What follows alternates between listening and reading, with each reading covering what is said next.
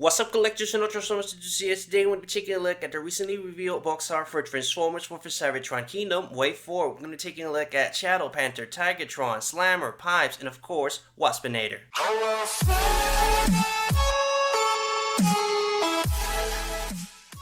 Starting with the one that pretty much everybody know, it's coming. Here we have Waspinator. I'm not going to be focusing too much on this guy because I already made a video on the actual figure, and we already know what this guy can offer.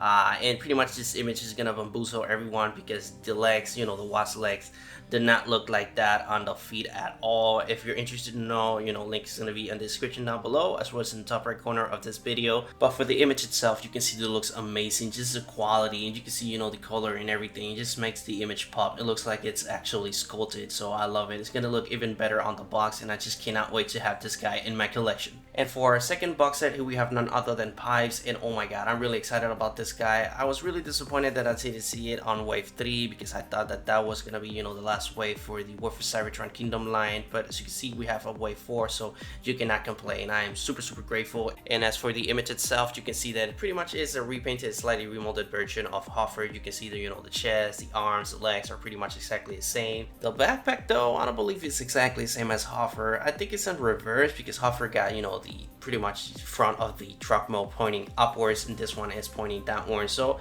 I believe they did a slightly, upgrade and modifications to make it look a little bit more accurate to its G1 representation.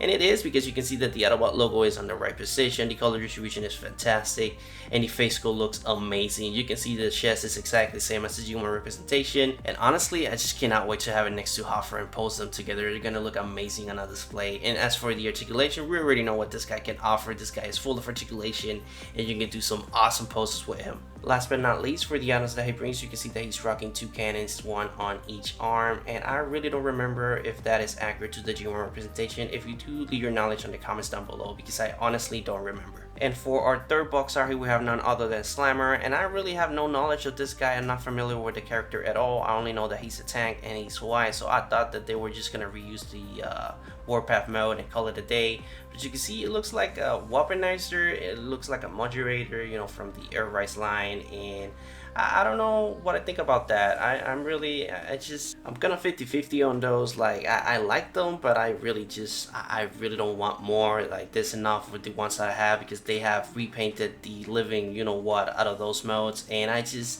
I really don't want any more because you can see that the legs look exactly the same as Airwave, and the chest looks similar as well.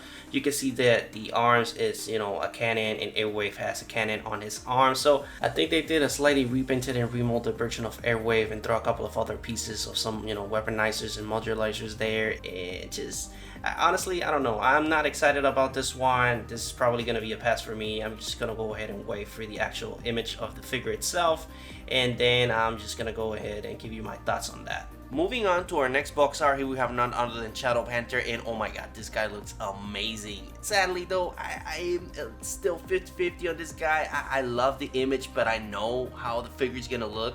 And don't get me wrong, that mask and the color and all that good stuff looks amazing. But I just got a love and hate relationship with the panels that he has, behind his arms on the back. I hate them for posability.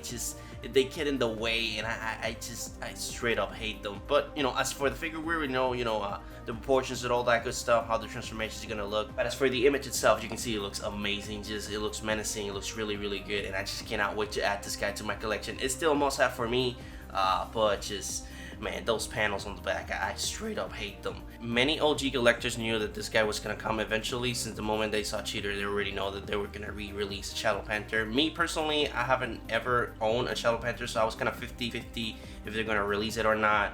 And as you can see, man, it looks amazing. The only thing that they were not expecting was the face, and as you can see, he's rocking that muting head, and it looks amazing. You already know that the customizers are gonna for sure pick a few of them and take the head off and just do a lot of cool stuff with them. Maybe swap the heads with Cheetor, paint the Cheetor head black and put it on this mold, and vice versa. But man, I cannot wait to see that. And for our fifth and final box art, here we have none other than Tigatron, and oh my god, this is the guy that I was really looking forward to since the moment they announced Kingdom, and here it is, and it looks amazing. He's gonna be a Voyager class, so it's gonna be a big one, and you can see that he also looks really accurate to his visual representation, so really truthful on that regard, and just the detail that this guy has. Obviously, you know, the figure is gonna be, you know, completely different than the art. Most of the time, you know, they had a couple of things missing on the artwork, because every artwork looks good. Take Waspinator for example, he looks amazing, pretty much flawless, and the figure itself looks like, you know, 80% good figure, you know, minus the Wasp legs. That's the only thing that I don't like. But you know, as for the artwork itself, it looks amazing, it looks quality. This will be a nice poster on the room, not kidding.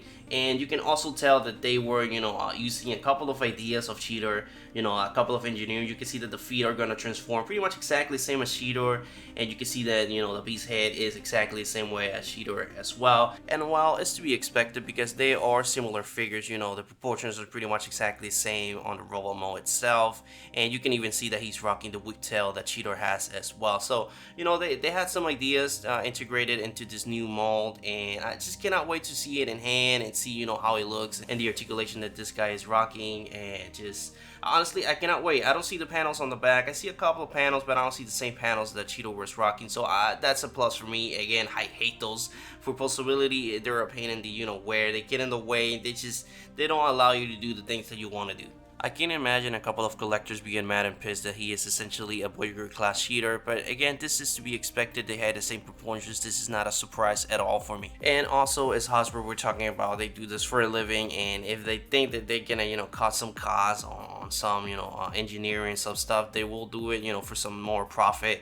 So this is just, it happens so many times that again, I'm not even pissed, because I know that it's gonna keep happening on future figures. That being said, that brings us to the end of the video, guys. I hope you enjoyed, and as always, leave your thoughts in the comments down below. I'm really interested in knowing your opinion on the subject, especially what is the figure that you're most looking forward to on Wave 4. But with that being said, that's pretty much it for the video, guys. I hope you enjoyed. If you did, please leave a like. It really helps you to algorithm and how my videos get out there in a while. So if you get anything, any value in my content, please subscribe, and I will see you on the next video. But this is pretty much it for Transformers vs. Cybertron Kingdom Wave 4.